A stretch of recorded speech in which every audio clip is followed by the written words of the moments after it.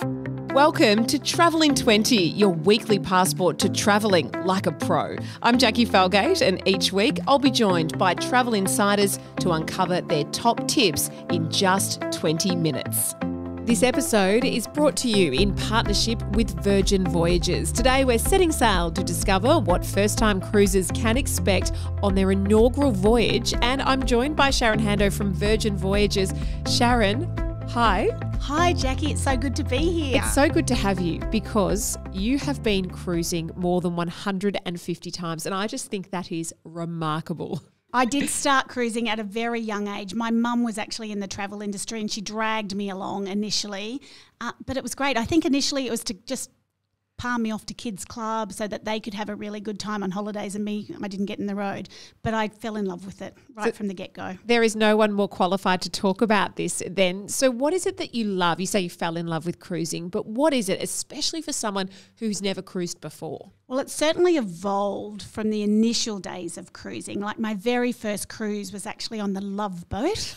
I know, not a cliche. We need to play the music. Yes, that's exactly right. So it was Mexican Riviera, Pacific Princess, way back in, I think it was 1979, 1980. Wow. And it was amazing. And it's totally changed from then to a much more authentic, classy experience, and every cruise line's done really well to up their game for the guest experience, and certainly Virgin has taken it to another level. And I'd love you to tell our listeners about Virgin Voyages in particular, how many ships you have and just the scale of them, because it really is quite staggering, isn't it? It is, thank you. We have currently on the water, we have 3 ships with a 4th ship, our brilliant lady, to launch next year. So the first ship she launched in November of 2021, which is Scarlet Lady. She sails out of Miami. Our second ship, Valiant Lady, she sails out of Barcelona, sailing both the French and the Spanish Riviera. And then we have Resilient Lady, which she launched earlier this year in May, sailing out of Athens. Which is super exciting. And how many people can actually fit on a ship, and how does the guest experience work from that point of view? We have total capacity. If every bed had a head, there'd be 2,770 guests on board. We've got 1,550 sailors. We are 110,000 tonnes and 278 metres long, 38 metres wide, for those that want to know those facts, and 17 decks high. But the guest experience when sailing with Virgin Voyages is more like cruising on a large super yacht. Because the experience is unlike other cruise lines, we don't have a main dining room and we don't have a main entertainment area, but rather we have multiple award-winning restaurants with Michelin-starred chef-curated menus at all of these included in the voyage fare dining experiences, and then entertainment, which is like a festival lineup throughout the ship. And the way the ship's set out, it's a little bit different. If you have cruised before, Virgin Voyages are a bit unique. It is unique, and it's easy to work out. So a great tip to consider, it's food at the back, fun at the front, and you just want to hang out on deck 6 and 7 for that internal entertainment, as well as down the back of the ship at the dockhouse, and decks 15 where you've got the pools, and deck 16 where you've got all the outdoor activities and our running track. I think this might be a good place to ask you about stereotypes and cruising, and why cruising today is very different than, say, the 80s and 90s. Well, you may have heard this saying. They used to say cruising was for the newlyweds or the nearly deads. But it's different from that now. It attracts a different demographic. Our average age on board Virgin is actually 42. We have no children, and that's a true demographic. So there's no kids. You need to be 18 plus to cruise with us. Even Sir Richard Branson can't bring his grandkids on board. It's great for everybody. A lot of multi-generational cruising, but that's for the 18 plus, meaning that there's something for everyone to do on board. If you want to linger longer over a lovely dinner and a beautiful bottle of wine, you can do that. Or if you want to party on at the entertainment, with the entertainment or in the nightclubs, you can certainly do that as well. So there's something for everybody on board. Speaking of something for everyone, can we please do a bit of a deep dive into the experiences on board, say the spa experience, the way the gym works, and even the unique running track, which sounds absolutely. So cool. All right, the running track, I'll start with that if you haven't seen it. It's an elevated red running track that keeps the runners away from the other sailors on board, so they're not disturbing them, and it's beautiful. You can run around with ease. Well, I couldn't personally run around with ease, but some people could run around with ease. But the wellness facilities on board are quite extensive. We have a redemption spa, which is an enormous spa on board, which has a thermal suite with salt room, mud room, saunas, steam room, hot and cold plunge pools, heated marble hammam benches. There are so many ways to reveal a new version of you when on board. We have group fitness classes, which are included in the voyage fare, a huge gym at sea, so you can really detox and then retox when on board.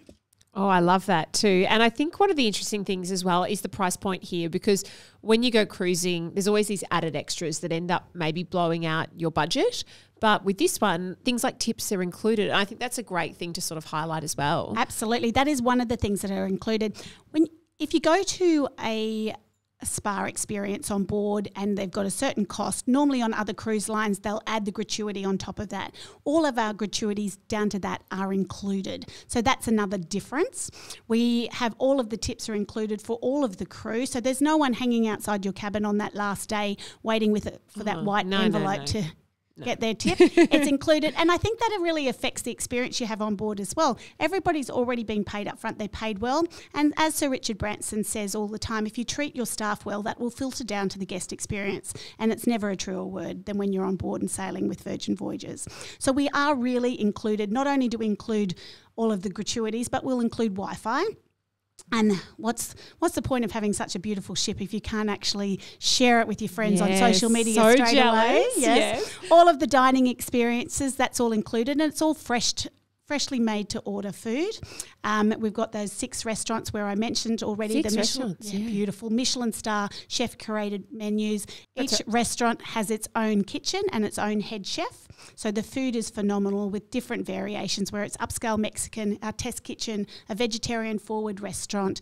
We've got a steak and seafood called The Wake, Extra Virgin, which is our Italian restaurant. So a plethora of Extra different Virgin, choices. I love the names, because Virgin's such a quirky company in many ways, isn't it? Like, I love the way they name things. Oh, it's such, the vernacular on board is really fun. We've got a lot of sayings throughout the ship, like save water, drink champagne. Never a truer word could be spoken. Our ice cream shop is quite simply called Lick Me Till Ice Cream. Yeah, it's really simple. We have a record shop on board which takes us back to our DNA, the Virgin DNA. It's called Virgin Vinyl. We've got a tattoo parlour, which is Squid Ink. We've got different places and different experiences for everybody. You get a tattoo on board. You can, yeah, if that's what you want to do.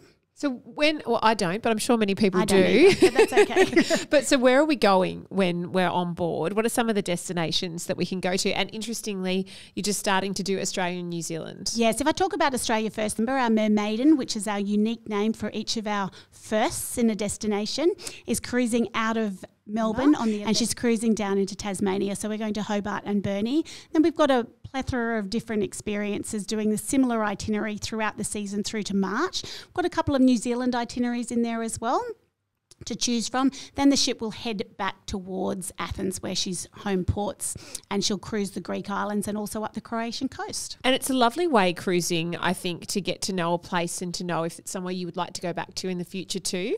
Yeah, absolutely. I think that's what's really nice about cruising. What we do with Virgin Voyages is we actually stay longer in port, or we'll overnight in a lot of ports, so you can actually experience that destination by day and by night. An example being in Mykonos. I mean, it's such a party place to be, and you want to go out and see that destination after dark, and it really doesn't come alive, as I learnt from first-hand experiences. It doesn't really come alive till about 11 p.m, and you can party on till the wee hours of the morning if that's what you want to do. Same in Ibiza. We overnight in Ibiza, where you can go and see some of the world-renowned DJs at these places, or you can just dine at beautiful rooftop restaurants overlooking the old town. So if you've never been on a cruise before, what are your top 5 tips? Why to consider cruising is it's no airports.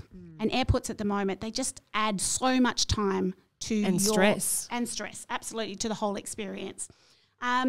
I also think it's great if you're a solo traveller. It's something to consider because you're going to meet other like-minded people. You're all in this similar place. One of the things to do on Virgin when you first get on board is consider going on our grog walk, which is our version of a pub crawl. But it's a great way to meet people on board. And how does that work? That's on the first and second night, depending upon the itinerary. And they will take you to 4 different bar spaces on the ship where you can actually enjoy beverages, get to know your fellow sailors, get to know some of your happenings cast, which are a happenings cast is our answer to the cruise director. We have 12 people doing the job of what a normal cruise director would do because they all specialise in different things. We've got the foodie, the gamer, the artist, and different experiences. And different sailors gravitate towards them and those different experiences. So that's why I'm saying there's something for everybody. But I'd also say the cuisine on board is sensational. That's why people would certainly consider cruising. The fact that you unpack once, that to me is the number one. You've got a cabin steward. That's the number one thing that I want to take. So what does the cabin steward do if you haven't cruised before? If you haven't cruised before, cabin steward's there just to, make your bed, tidy up after you. They're the ones that you want to take home. If you are sailing with Virgin Voyages and you're in a Rockstar or a Mega Rockstar quarters, which are our suites, we have 78 suites on board all of our ships. If you are doing that, you also have a Rockstar agent, and that Rockstar agent is like your personal concierge that'll make restaurant reservations for you, that will just keep an eye on you and make sure you're happy, ensure that your maxi bar is full. Note, it's not a mini bar. It's a full bottles of alcoholic beverages in your bar. Make sure that they're topped up all the time. Make sure you have a good selection of records because you have a record player in your suites as well. So it is wonderful. If you are in a Rockstar suite, you also have access to Richard's Rooftop, which is a private area at the top of the ship where you just have a little bit of privacy and you can enjoy free-flowing Moet Chandon every day for at least an hour every day. The dream. Yeah, absolutely, as well as some personal hot tubs up there. Why wouldn't you? Tell me if I wanted to spend 24 hours on a ship, what are the things I've got to do? Once you've unpacked, and because there's plenty of places to store everything, it's a good idea because there's so many activities to do. Once you've unpacked, you want to explore the ship, and on our first night we have this amazing sail away party where you do get to meet the happenings cast, and there's free-flowing champagne, and as you're sailing out of the port. You will want to enjoy a lot of the entertainment. With us, once you get on board, you want to book the entertainment. So we have an app that really controls what you're doing on board and where you're going. It'll keep you up to date. It'll keep you informed of how much you've spent on your bar tab, and that's something we should talk about is the bar tab. But it'll keep you up to date. So you need to book your entertainment. So that's one of the first things you probably need to do. And then enjoy the wellness areas, enjoy the group fitness classes, really embrace living life and get involved. Because it's kind of like a little city, isn't it? It's for us, we did a lot of focus groups before we launched the cruise line, and what we learned is people wanted it to be more like an experience at home. So they can book reservations for dinner like a normal person. They can go to the entertainment they want to do. They don't have to be forced to do anything. We don't have any announcements on board our ship at all. So there's none at all. So you're never going to be told that you have to be Mr. Sexy Legs competition by the pool at 1 p.m. No. There's none of that. Yeah. So you do what you want to do with whom you want to do it. And we're really accepting of every single person on board. You just come as you are and you experience it how you want to experience it. I think that's a thing as well. If you haven't cruised before, you think maybe you're obligated to do things, which is very different to what it would have been like in the past. Absolutely. And it depends on your group of friends that you're travelling with. Sometimes you might want to just linger longer over dinner and enjoy beautiful bottles of wine with your meal and great conversation. Or other times you might want to go and entertain and dance the night away in our 2-level nightclub. Oh, yes, tell me a bit about that too. Oh, the entrance to the nightclub is something that everyone should see. If you haven't seen it, you should Google it. It is the most photographed place on the ship. It's a really beautiful, sparkly area that takes you into this 2-level nightclub where we have additional shows, but we also have a lot of great music, the live music as well, and shows. And what's your favourite part about cruising? Is there a reason why you've been 150 times? Like, what is it for you that makes you keep going back? It's the people you meet. I think it's the like-minded people that you meet, and you do tend to run into similar people in the same areas. So it even drills it down even further. Different people that I personally like the margaritas in Pink Agave, which is our upscale Mexican restaurant. So I will always meet similar people that are like-minded that love the margaritas. Bonding over your margarita. I know, absolutely. I'm one for trying a margarita everywhere in the world. And we've got our Australia and New Zealand summer season, but you can also travel overseas as well. If you are an Aussie, you can head over there too. Yes, absolutely. The sailings out of Barcelona are amazing, totally epic. That'll cruise up the French Riviera and also the Spanish Riviera. So you've got destinations where you can incorporate it into a larger European holiday, or out of Athens cruising the Croatian coast or through the Greek islands, and give you a taste of that destination. Oh, Sharon, have I missed anything? I don't feel like I have. Well, one thing I probably do want to talk about is our answer to our answer to a drinks package is the bar tab. It's a really, really unique and it's a real life way of having your drinks included in a journey, in a voyage. Instead of having a drinks package where you have to pay a certain amount per day on other cruise lines, and that both guests in the cabin must have it, we instead have a bar tab, which is like, if you can imagine, a prepaid credit card that you put behind the bar. And so you buy drinks for yourself, for your cabin mate, for anyone else you want to, and you can see on your app a decreasing so you've always amount. got your budget. You've got your budget. You can prepay it before you go, so you know how much you've got to spend. And once you run out of the bar tab, then it just will go pay as you go at the end. Because a lot of people, when they go on a cruise, often their bill at the end of the cruise can be twice as much as what they paid for the cruise. So at Virgin Voyages, we want to make sure you've paid for most of the voyage before you go. And the only extras are your bar tab, which you should include before you go, your shore excursions. And we have a plethora of different shore excursions, which are open for bookings at 120 days before you travel. So you can pre-book that, and everything's all done before you leave, so you won't have any nasty bill shock at the end. Sharon, bon voyage. Oh, absolutely. You coming? Next time. Lock it in. Done. Thanks, Sharon. Thank you, Jacqui. Well, I wanted to get the inside word and the best travel tips on cruising. So who better to ask than Eugene Loane, who's the head of social and talent at Luxury Escapes. Eugene, tell me, you just went on a cruise with Virgin. I did. Hey, Jacqui. Yes, I was very lucky. We were shooting Luxury Escapes TV Season 6.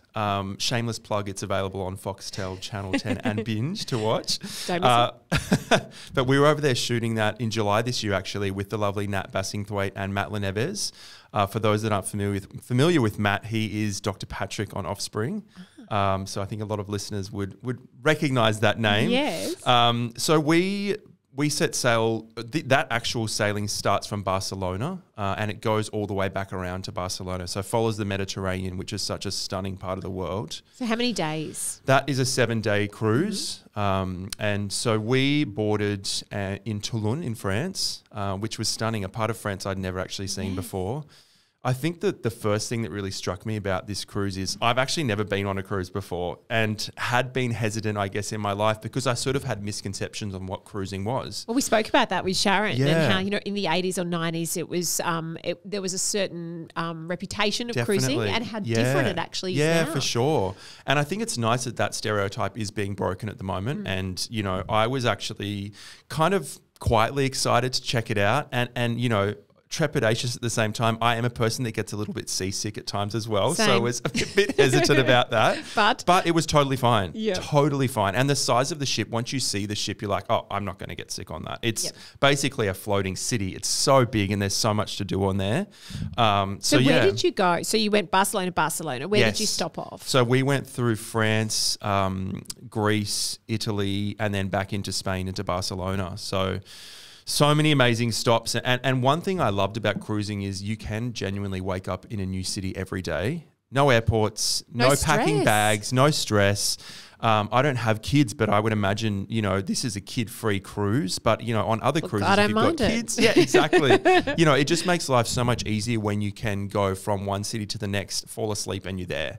And we got to do some amazing shore excursions as well, which was fantastic. And I think a lot of people don't realise when you go on a cruise, you can get off the cruise and do amazing stuff off the cruise as well. You get your own free time there as well. Totally. You can spend the whole day. And that's another great thing about cruising in general that I realised and learnt is you can do as much or as little as you want to with the cruise.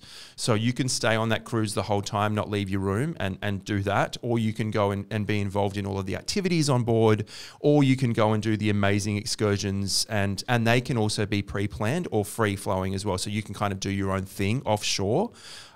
We were super lucky in the fact that we stopped in a place called Marina di Carrara in Italy, which I had never been to before, but you've probably heard the term Carrara for marble. Yes. Yeah, in your home. So that's actually where they get the marble, in the mountains. It's insane. It looks like it's snowing, but it's actually marble inside the mountains. Yeah, crazy. And then we took a short bus ride to Portofino, which was stunning and on my bucket list, and probably would have never actually got there if I didn't do this cruise. And now you know whether you want to go back to. And I love that about cruising. Like you said, a little stop everywhere, get a taste of a place you might want to return to. And it is that nice taste. You know, you're not necessarily in a place for more than a couple of days, but it gives you that taste of it and say, yeah, I do want to go back there and explore it more. And same with Ibiza. That was where we stopped as our sort of final stop. And I, again, had these ideas of what I wanted Ibiza to be in my mind. Nat and I actually spent the whole time shopping there in Ibiza. We didn't go to one nightclub. So again, you know, changing perceptions of what a location can also be as well. You can do so many different things. I never thought I'd go shopping in Ibiza when I was there, but I did and had a great time. So yeah, the shore excursions really bring that extra element to the cruise. I think that's really nice. And tell me about the food, because I heard that the food, speaking to Sharon, but also speaking to you previously as well, it was just one of the highlights. Totally. Probably the main highlight. I'm a massive foodie, and I was actually blown away not only by the quality of food, but also the variety of the different cuisines on board as well. Mexican is probably my favorite cuisine. There's a place called Pink Agave on board, which is stunning. It's got this amazing entrance with these beautiful lights as you walk in, and then it's quite dark and moody and intimate in there at the same time. And the food is amazing. It's not Tex-Mex. It's that really genuine Mexican food that you get in Mexico.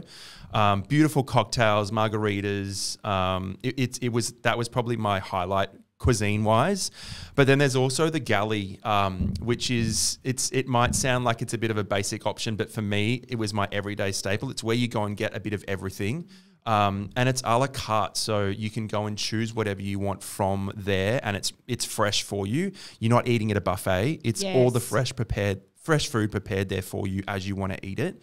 I was getting fresh cookies that were hot coming out of the oven. There was salads you could make. There was sushi. Giant kid. Oh, so much. It was amazing. So that kind of that high and and galley style of dining available, which was really nice too. Not just that ultra luxury dining, but everyday dining as well. Yeah, and plenty of options. And there's even shopping on board, you mentioned. Shopping on board, which surprised me too. There was, this amazing store with Louis Vuitton bags, and it's really great, that store. It actually has, it's secondhand and repurposed luxury as well.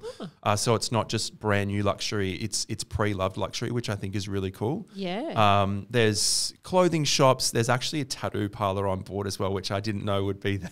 And your companion got herself a tattoo. She did, yeah. Nat got a tattoo, which was amazing. We didn't actually show that on the show. It was a bit of a behind-the-scenes special. But, she got a tattoo on the last day, which was amazing. It was such a great experience to see something like that on a ship that I didn't know was even possible. And are you a convert now that you've had one taste of this? Because sure. I think a lot of people are apprehensive. So what was it for you that went, you know what, this is actually a great way to have a holiday? Well, to be honest, I think it's the whole experience. Waking up in a new city and not packing and repacking, going to an airport, number one for sure.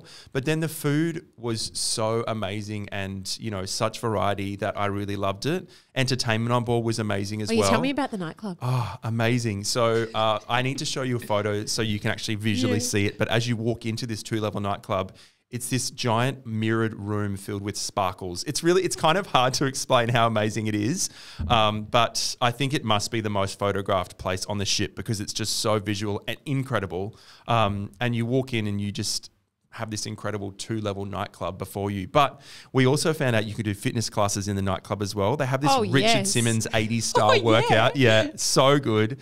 And they do that inside of the nightclub as well. So that was amazing, the entertainment side of things.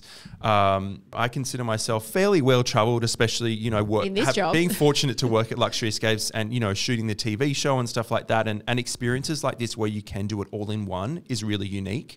And something that I think only a cruise like Virgin Voyages can offer. And I think it's just going to go so bananas in Australia. I think people are going to go nuts for it because it really suits our lifestyle here. I think, that really relaxed nature on board, the food, the experiences, the offshore, it really matches what I think Australians will like. And I guess the underlying theme of inclusivity for me was really big on board. And I know Nat and Matt both experienced that and found that as well. You can really be yourself and do anything you want on this cruise, which was really nice. And there's a party called the Scarlet Night Party, which is next level party, but it's also so freeing. And I think, we were all jumping into the pool together and everyone on board was having the best time at this party. And I think it was just the relaxed and beautiful nature that's sort of brought on by this cruise and by Virgin as a brand in general that just makes you feel like you can relax and do what you want. This podcast series is all about tips and tricks. So what is your number one tip for cruising? My number one tip is make sure that you experience as much as you can on board and off board. I think don't be afraid to go and do the offshore excursions. Don't be afraid to eat everything on board because it's available for you to eat it and drink it, and just make the most of it. Like you said, that it's that really unique experience that I think not a lot of people have done in their life. So especially people my age, in their 30s, 40s, heading into their 50s, go and try it. I think get out there and see what it's like for yourself. And give it a go. I'll see you at the next one, Eugene. Please, let's do it together. Thanks, Jacqui. Thank you. Thanks for listening. Experience more of the world's best holiday destinations with Luxury Escapes, with more inclusions, more value and more expertise. Find and book everything you need from hotels and resorts to flights, tours, cruises and experiences. Stay up to date with other episodes of Travel in 20 on Spotify, Apple or wherever you get your podcasts. And visit luxuryescapes.com to get more from your next holiday.